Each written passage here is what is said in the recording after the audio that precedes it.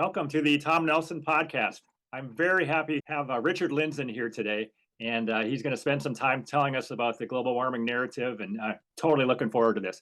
Richard, do you want to kick things off by telling us a little bit about yourself, maybe? Okay. Well, currently I'm a professor emeritus at MIT, but for my whole career, which is a long one, I've been working basically on the physics of the atmosphere. And, I've had professorships at Chicago and Harvard and at MIT. Spent most of my time at MIT, got my Ph.D. at Harvard, 64. So it's a long time ago. And, my pleasure in this field was I like puzzles, problems. And I realized at some point there were plenty of people in theoretical physics, which I originally who are as good as me. And besides, their problems seemed really hard. The atmosphere was full of wonderful problems, and they seemed solvable. I mean, one of them that I worked on early in my career was the fact that over the tropical stratosphere, the wind blows roughly from east to west for about a year, turns around, goes the other way for a year. The average period is about 26 months, and that dominates the annual, the semi-annual, and everything else. And the question is, what caused that? That was fun. And a lot of new results were coming out, and it made it possible to figure out how that goes. There were other problems, like in tidal theory. The atmosphere, also the surface, you have pressure tides from the atmosphere. And there was something puzzling already known in the 19th century. Namely, we knew in the ocean tides, they were semi-diurnal, but with a lunar period. And, it was understood that the gravitational potential of the moon was greater than the sun because it's closer, even though it's much less massive. The trouble with the semi-diurnal tide in the atmosphere, the surface, was it was semi-diurnal solar. And so the question is, the forcing is heavily diurnal, 24-hour. Why 12-hour? And Lord Kelvin, suggested that maybe the atmosphere was resonant at 12 hours. And that became clear as we got rocket data and so on. That wouldn't work. And so the question then, what was that? And, we were able to show that the atmosphere actually traps the forcing at 24 hours and allows 12 hours to propagate. So these are kind of fun problems. And you go on, and there are others, and that made it a very pleasurable field. I mean, there were things to figure out. And then quite a while ago in the 80s, there started to be global warming, and it was taking off from global cooling. That seemed a little bit strange. And it seemed like an interesting issue, but it was accompanied by so much hoopla. I mean, in 88, you have this Senate hearing, and it's rigged, and you have Newsweek immediately coming out with a cover, "The Earth on Fire," and the statement, "All scientists agree," and so on. This seemed a deviation from a nice field with interesting problems. Climate certainly had very interesting problems, the ice ages and so on. And began to realize that something is going amiss. Suddenly, professional organizations were making declarations on it. More important, the National Science Foundation was taking a position on it. Suddenly, we're finding you couldn't publish contradictory information.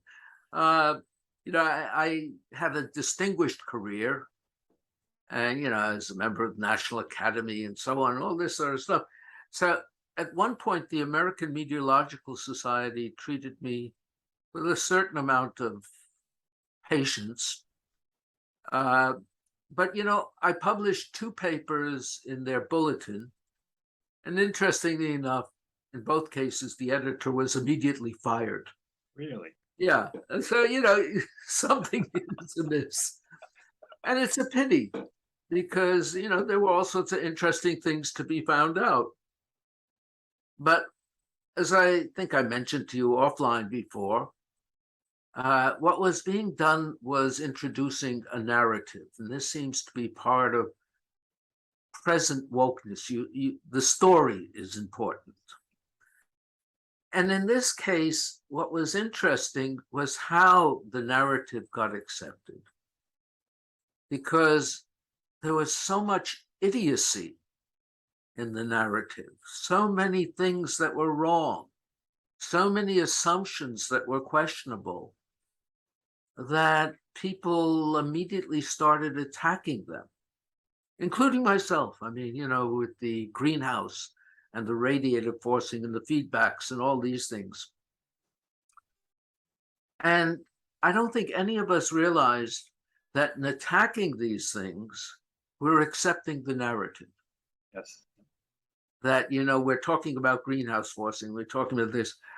The narrative really, another part of the narrative was, as you see every day, at first, the first 10 years of this 30-year attack on sanity, they would be saying, we have to do something, but it's a long-term problem. We may not see it for 30, 40, 50 years. And they realized that most people, when they hear this, say, I'll worry about it in 20, 30 years. Right. So there became the need to make it an immediate problem. And so every time there was a weather event or something, they'd say, see? Right. And very often they would make statements like, this is the hottest day on record here, there, or wherever. And immediately the weather buffs would go look at the record and say, that's not true. And that was usually the case, or, sea level is rising, but it's rising, a few inches a century. And so what was not understood when you did that was you're leaving open the implication that if what they said was true, it meant you had to get rid of carbon dioxide. And now it's, ammonia, methane, and then it's nitrous oxide, destroying countries and agriculture and so on, huge amount of damage. And, one could go on at length with that. But, probably in the early 90s, there's a periodical called Annual Reviews. It's a respectable thing. And they have annual reviews in fluid mechanics, annual reviews, and this, that, and the other thing. And they invited me and Jim Hansen to write reviews of climate. And at first he agreed, and then he dropped out. And they did something that would never have been done subsequently. They said, well, we'll publish your piece alone. Okay. And in that piece, I already began to worry about something. Namely, you were looking at changes in temperature, and I didn't know what the temperature was. What are they referring to? The picture they used was one-dimensional. Yes. One dimension, I know what the temperature is. But here we have the Earth. What are they talking about? Do you ever hear what they're talking about? No, I mean, they're trying to average the temperature over the 6 feet off the ground for the entire Earth? Global average temperature, that's supposedly? First guess. Right, yeah. Average Mount Everest in the Dead Sea. Yeah, right. That doesn't work. Now, what they did was something interesting. They took each station and they took a 30-year average, looked at the deviation at that station from the average, and that's what they averaged, the deviation. So it was called the global anomaly. It's not really the temperature. And okay, there was argument, what does this mean, and so on. And then a guy at the Lawrence Livermore Radiation Lab, where we do our modeling of nuclear weapons and so on, plotted this data. His name was Grotch, and he's dead now quite a long time. Nice guy. And he suddenly noticed the data points were densely scattered over a range of almost 20 degrees. And when he took the average, and this was in the early 90s before an El Nino peak in 98, it was flat. So he said, what's going on? So he said, well, let me drop out the data points because they are showing it's not, and expand the scale by a factor of 10. Okay. Now we have warming. Okay. But you know, what it's saying is that metric may be warming, but at any given time, any given station is as likely to heat or cool. So he said that should end the topic. Lots of people had all these things that should end. Never ended because its motivation clearly was taking over the energy sector. Yes, big bucks, big power, all that sort of thing. In any event, we redid this, John Christie in Alabama and myself, and same result. But here is this metric. This is what we call the warming. Okay.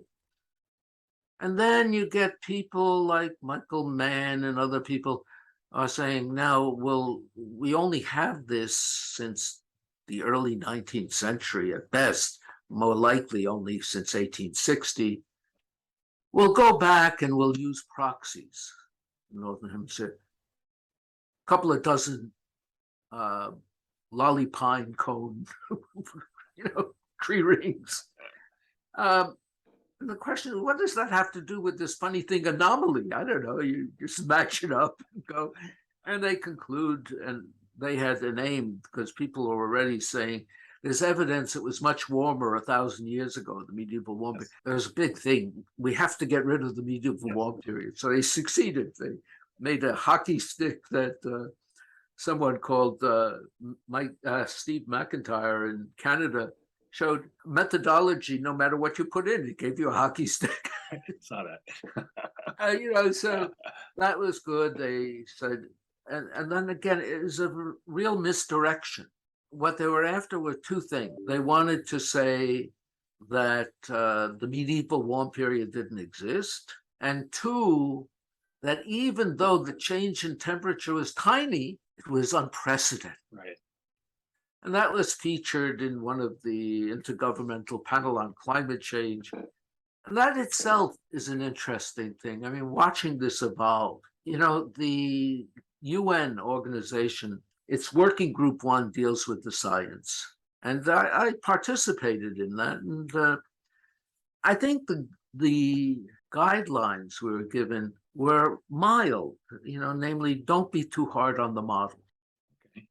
It wasn't the most profound bias. It's a bias. As a result, working group 1 tends to be, I would say, cautious. Doesn't go overboard, but it's biased. It has some very peculiar features. One of them is the thousands, I don't know how many people participate, but it has to be from all over the world because even though they don't have any programs or anything, but at the end, the report is written and it's given to another group. And this group is mainly government people and 1 or 2 representatives from each panel writing the report. And it writes the summary for policymakers, so be it. And it often doesn't agree with the report. So the rule is the report is going to come out 6 months after the summary to give time to modify the report to match the summary.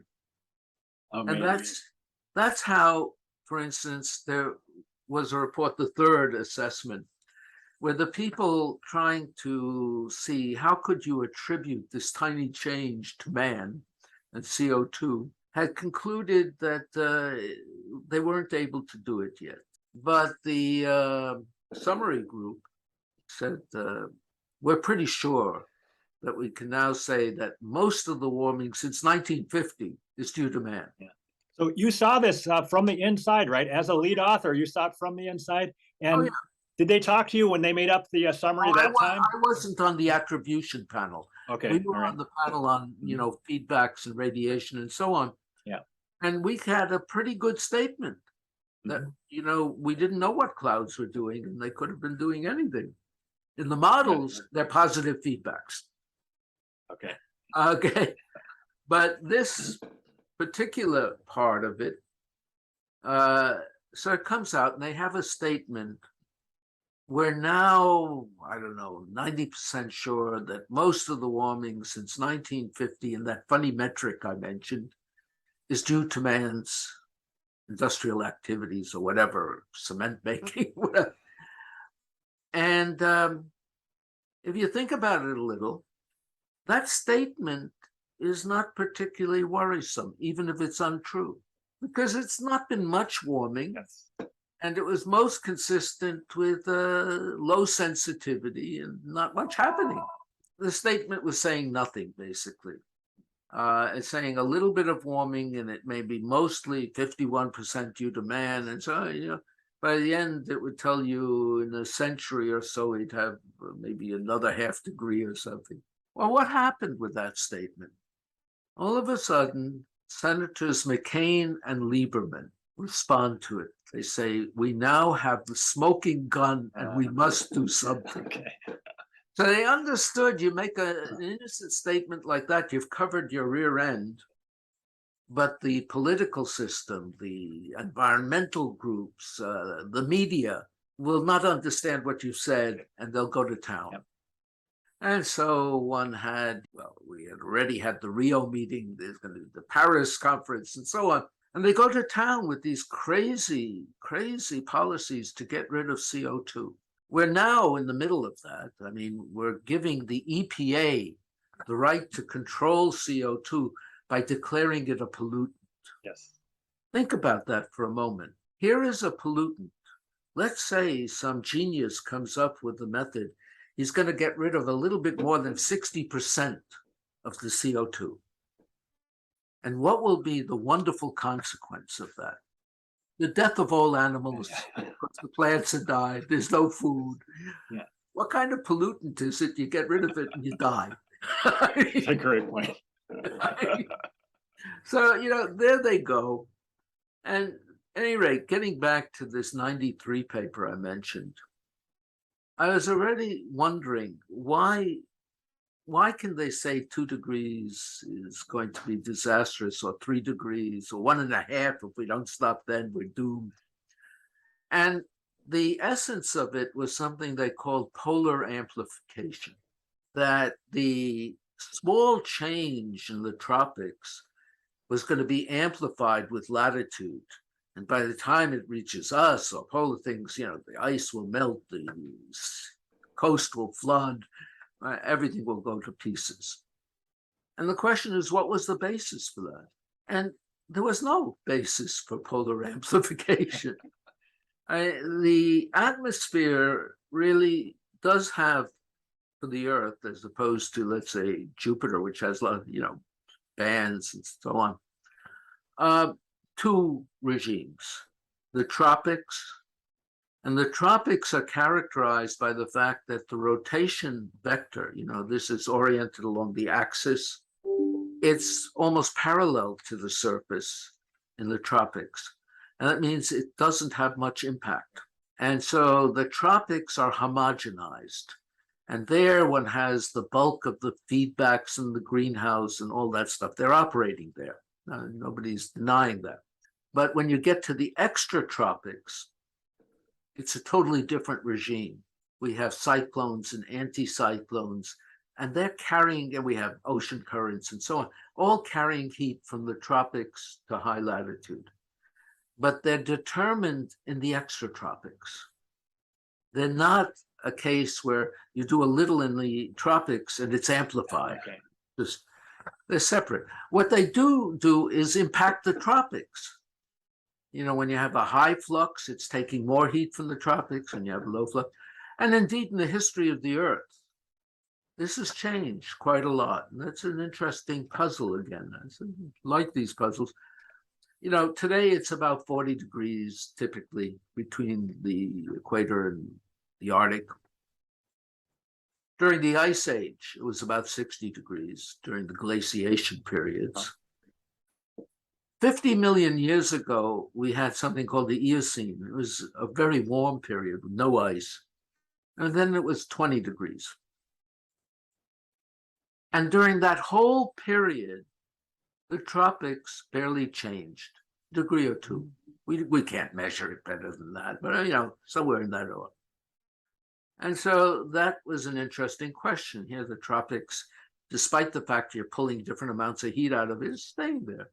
That would suggest the Earth is well designed. It can do all sorts of funny things, but the tropics stay okay. And remember, the tropics are half the Earth. So, man and so on can move around and get there. And as a result, CO2 doesn't have the wherewithal to make a major difference in climate. It's only if you assume the tropics are the whole Earth and dominated by the greenhouse effect. I don't know. I mean, I'm pretty sure that's consonant with everything we knew about dynamic meteorology. But the narrative got off on the greenhouse. Okay. And one is stuck with people arguing about it and arguing about whether this is the hottest day on record and so on. None of those things correspond to the data or the theory. So polar amplification, that's supposed to apply to both poles, right? Antarctica is supposed to be warming, isn't it? And it's not? Yeah, well, there's not much evidence of it. The ice is increasing there, but, both hemispheres have peculiarities in this respect. And one of the problems with Antarctica is it's high. The Arctic, the North Pole is ocean.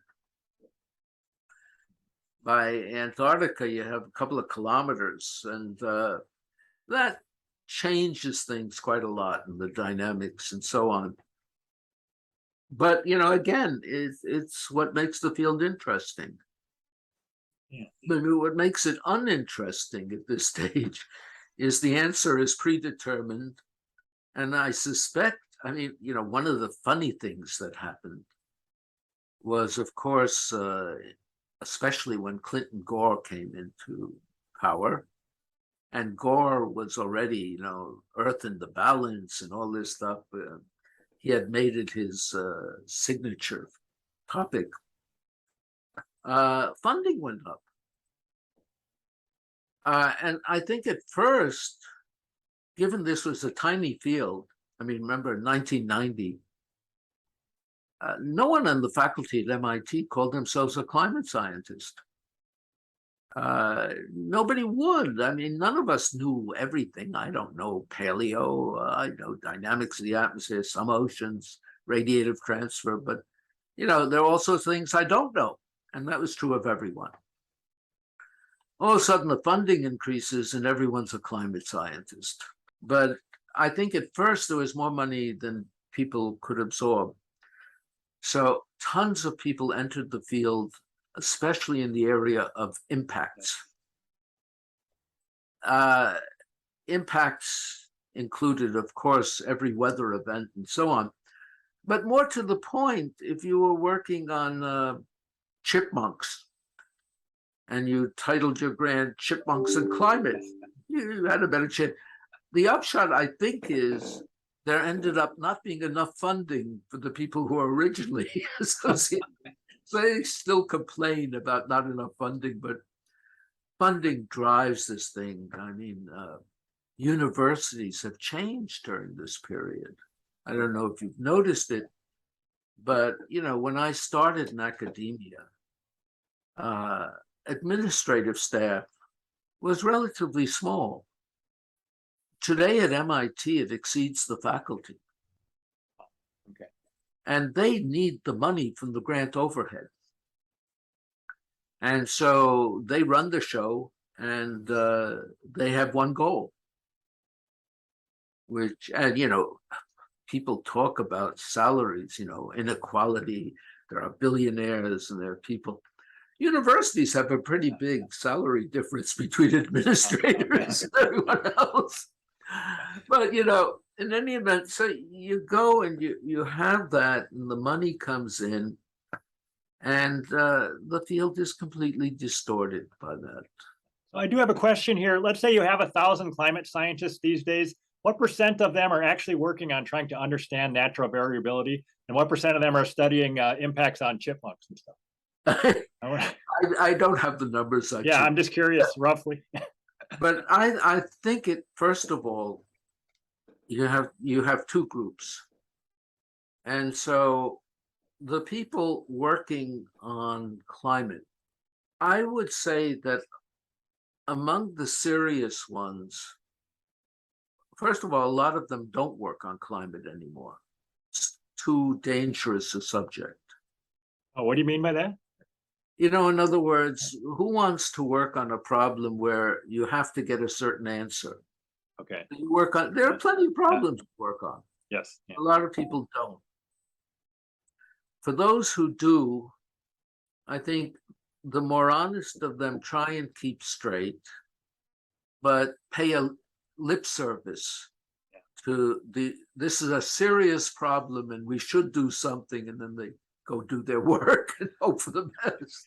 That's in a lot of the papers, right? Don't they put a line or two in the paper saying, yeah, we're worried about this? Sure. I mean, you have a paper trying to explain the ice ages in terms of something called the Milankovitch hypothesis. And it's a beautiful paper, but in the middle it has, the author wishes to point out that this has no implications for carbon dioxide. It's how shall I put it? I mean, it just feels wrong, but it's understood. At every journal, the editor, as I mentioned, they got fired if they let a paper through that they shouldn't.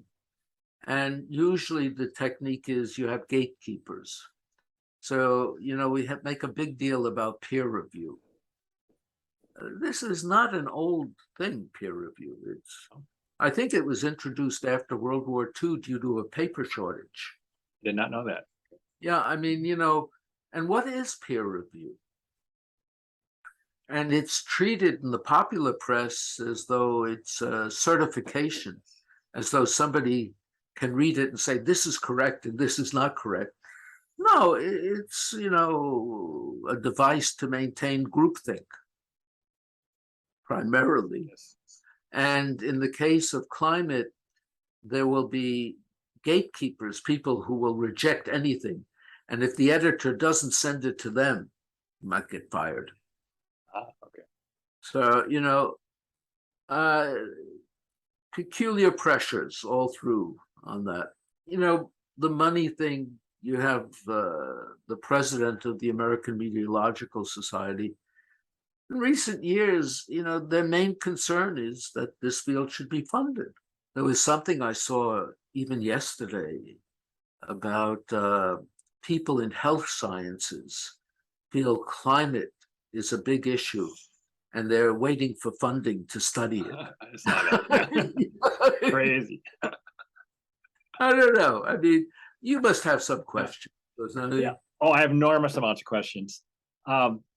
How do you think we can fix the peer review thing, or how do we get sanity back into climate science? One is, they're both big questions. Obviously, after dealing with this issue for over 30 years, I no longer have great confidence in how to fix it. I never anticipated it would last this long. Yeah. And yet I should have, perhaps, because controlling carbon dioxide and now methane and now hydrofluorocarbons and nitrous oxide, the power is just monumental that this gives you. I mean, after all, controlling carbon dioxide, you're a power mad politician. Yes. What do you exhale when you breathe? 40,000 ppm CO2. Right. wow, you could control breathing. What a dream. I don't know. So I think, I've discussed this with friends in the UK. They have something there called the Global Warming Policy Foundation. And it was started by a man called Nigel Lawson, I think. Nigel was Chancellor of the Exchequer for Maggie Thatcher. Lord Lawson of lobbyists. The English have their charm. At any rate, he realized this was a problem, this warming issue. In any event, they're policy people mostly. There's some scientific advisors, but they've all argued, and I think now correctly, that one will have to wait and see the dramatic damage these policies will create in order for people to say, hey, was this needed? Right. And of course, the answer will be no. Nothing they're proposing. I mean, how should I put it? One of the things I got that was kind of interesting, and I wrote a little piece on this for, of all things, a magazine from a group called Tikva, a Jewish group, on China and climate change. And, the obvious thing, of course, is whatever Europe and the US do is irrelevant because China and India and Africa are continuing full blast. So we're doing it for nothing. We're doing it to get, Germany, BMW is going to leave for China. I mean, and then I noticed something from a group in China organizing meetings to fight climate change in the US among MIT students, offering them small monetary rewards for the most frightening papers. So are they really trying to prevent bad weather, or do they have other motivations for that? Oh, the Chinese? Yeah. Yeah, they want us to destroy ourselves. Yeah. Why bother fighting us? I mean, if you can create something that will cause the West to unravel without firing a shot, you'll go down in history as the world's most imaginative conqueror. I mean, it seems like we're seeing it happen right now in the Netherlands, and Sri Lanka, all sorts of places. Oh, yeah, Canada, Netherlands, Germany. Yeah. Germany is now utterly dependent on Russia. Yep. And they've given up their nuclear. They've given up their coal. Yeah. They're now desperately trying to get coal again. So I think, as the politicians realize to survive, they have to bring back fossil fuels. They're going to have to say, well, maybe we were mistaken, that the world is not coming to an end because of that. They're coming to an end because of our policy. Absolutely. Yeah. Yep. So that gives me some hope. This maybe in the next year or two, things will change. I hope so. I hope so too. As I say, it's a pity in the sense that these are fun fields. I think, for young people who are interested in problem solving in areas where there's lots to be done. I mean, a lot of fields now, including physics, the problems left are tough. Nobody can solve them. Here's a field full of good problems that I think people can solve. One of them that they might not be able to solve, which is a curious one, is weather forecasting. That's been stuck, as I put it, about 3 days for a long time. They keep saying we have some skill at 6 days, and they've been saying that for decades. But it's not something you can use very well. Maybe statistically, if it made a difference to you that there was a 51% chance of pouring concrete, that was better than the 49. Maybe it would help, but most of us don't operate that way. Do you think you have a handle on what caused the cooling between the 40s and the 70s? or what caused the warming after that, or the hiatus, or does anybody know? Or the answer is no. Okay. But there's another answer. I think lots of people realize there are plenty of reasons it happens. One of the problems you have, and that's, we're talking about relatively minor changes. I mean, when you speak of cooling in that period, you're using that funny metric I mentioned, where, it didn't tell you much about individual stations. I mean, even now, I think the Gulf Coast has been cooling. Heard that, yeah. For a long time, since the 60s or 70s. But if you poll people, they'll say it's warming because they've been told, it's warming. And we're talking about a degree. I mean, I mentioned it sometime. I mean, our discourse is like, if you went for your annual physical or something, and your temperature was 99 instead of 98.6, and you were put on life support. I mean, there's something funny going on there. No, it's, the ocean, for instance, the surface of the Earth is not in equilibrium with the sun because it has an interface with the ocean. And the ocean has circulation systems that are constantly taking heat away and bringing it to the surface. We see this with El Nino and so on. You have changes in the ocean and they influence this global metric.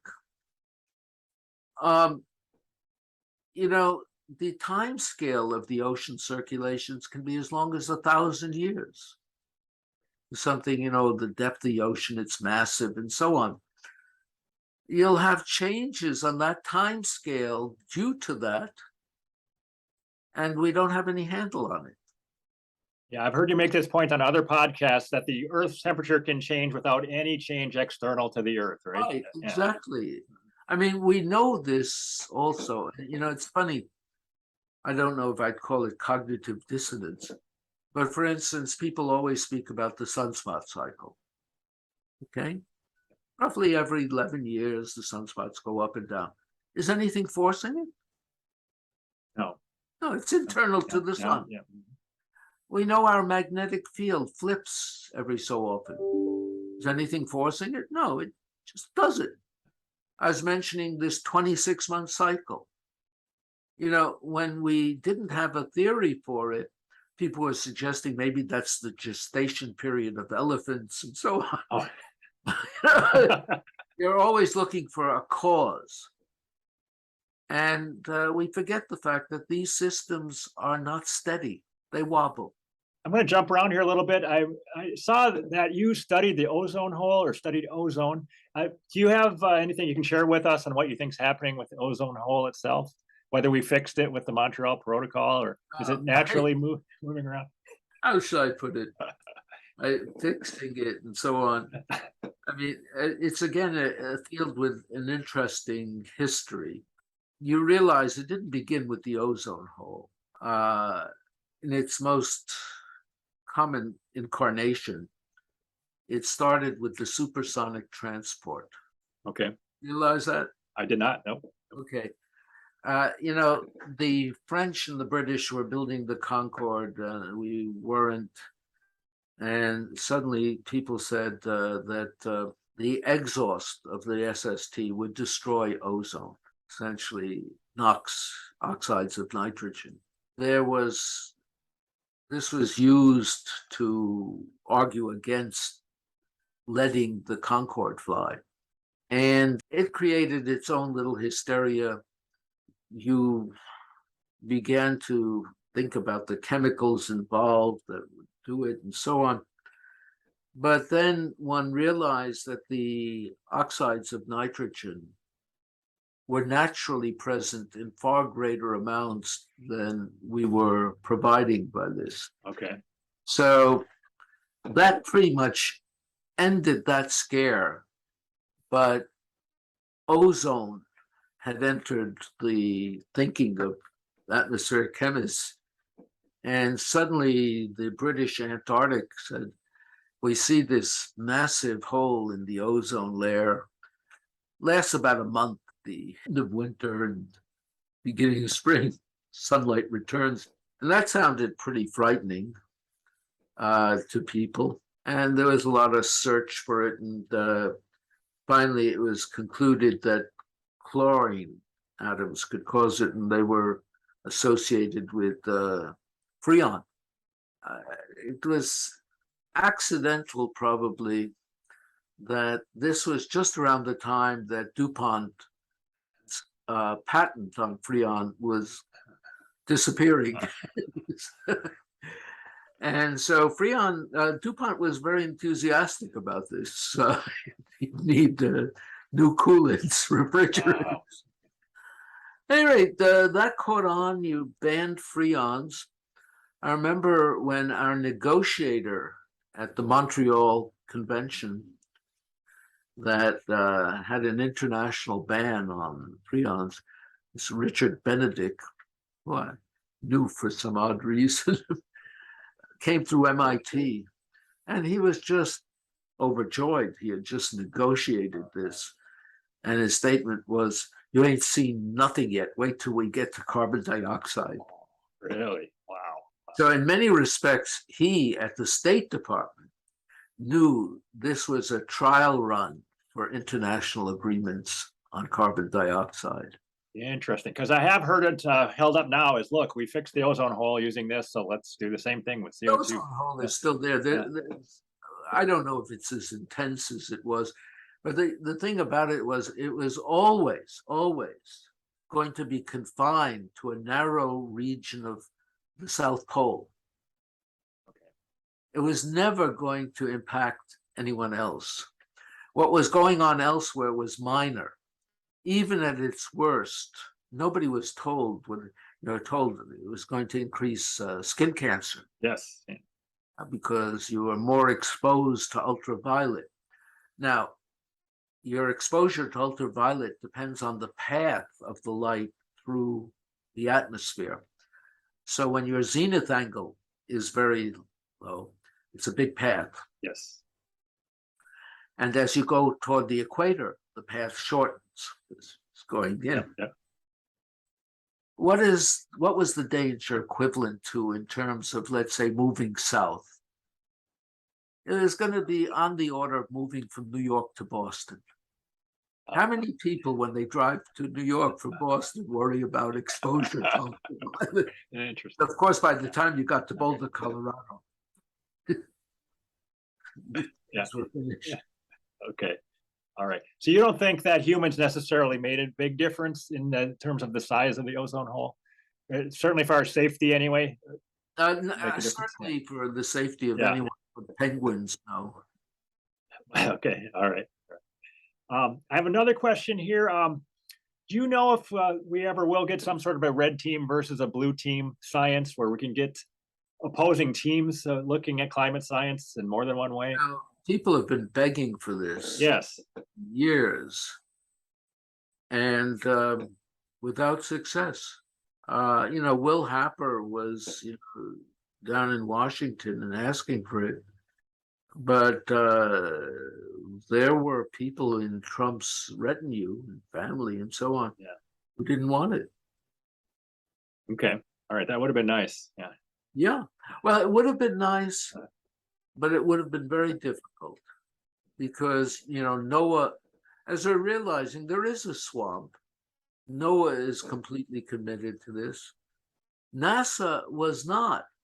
And I think a guy called Griffith or someone was director, and he had to back off. He said, "I'm open-minded on this." I said, "No, you can't be." Okay. The state has taken a firm role on this, and that of course is the danger, because in terms of funding, the government has a monopoly. Just based on your experience and knowledge, what do you think might be the optimum level of CO2 for humans or for life on Earth, or the optimum temperature? I think warmer is better. First of all, I don't know. Have you ever heard of something called the Köppen-Geiger classification of climate? No, I don't know that. No reason you should. But it was the object of climate research from, I would say, the 40s until the 70s. Okay. Namely, the Earth itself has dozens of climate regimes.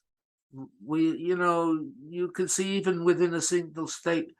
I mean, for instance, even in a small country like Israel, you have deserts in the south, you have snow-capped mountains in the north, you have skiing in the north, you have many regimes. So, when we speak of the climate, that's a little bit, we would like to know why you have different ones all over the earth. And I don't see, that we're going to make much progress assuming one. Okay. Yeah, the metric I mentioned, which looks like zero. That's right. Okay. This is what we want to predict, and that's going to tell us everything. That's magical thinking.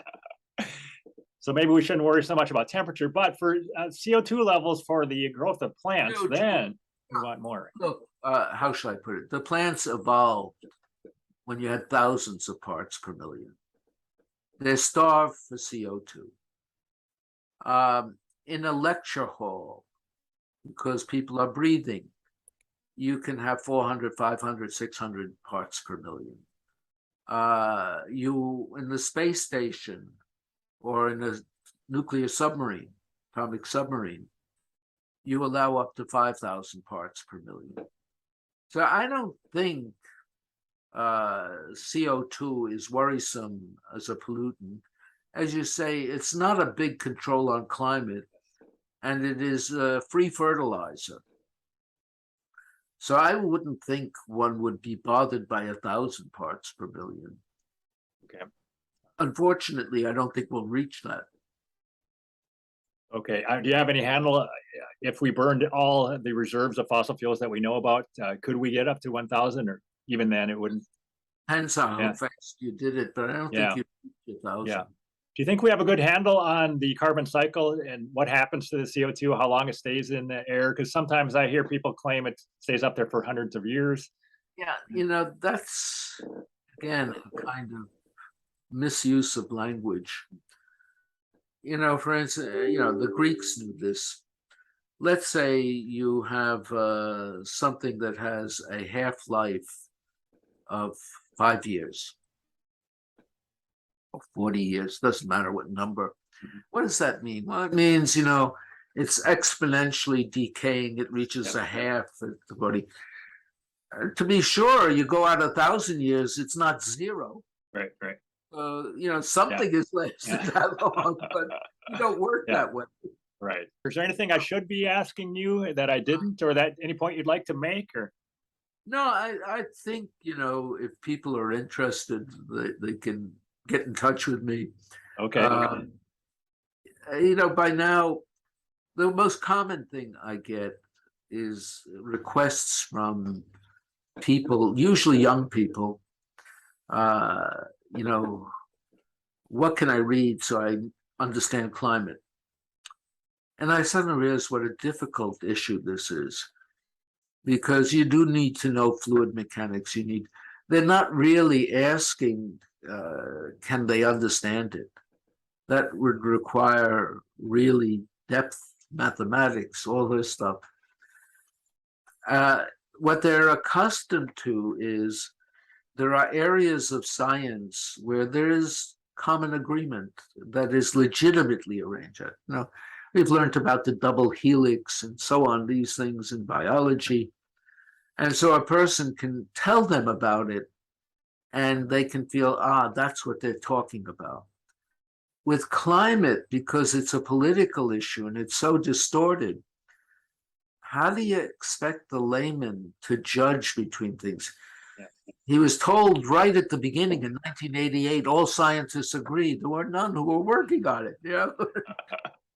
And I don't know what one can do about that. I mean, people have to understand that they're not going to readily understand the details, and that the field itself has been polluted. So Richard Lindzen, thank you so much for doing this. I really, really appreciate this. This is really fun for me, and I'd love to do it again sometime if you ever have time again. So, We'll see. all right, that sounds great. All right, thank you very much.